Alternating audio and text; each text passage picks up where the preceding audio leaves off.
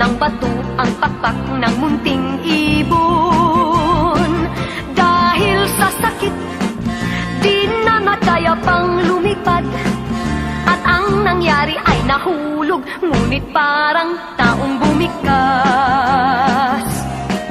Mamang kay lupit, ang puso mo'y di na nahabag. Pag pumanaw ang buhay ko, may isang pipit na iiyak.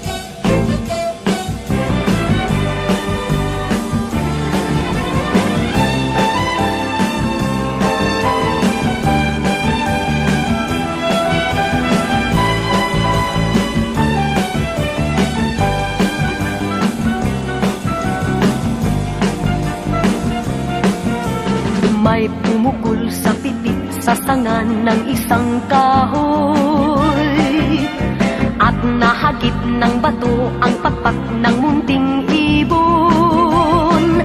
Dahil sa sakit, di na nakaya pang lumipad, at ang nangyari ay nahulog, ngunit parang taong bumikas.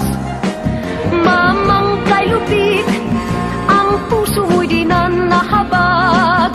Pag pumanaw ang buhay ko, may isang pipit na iiyak.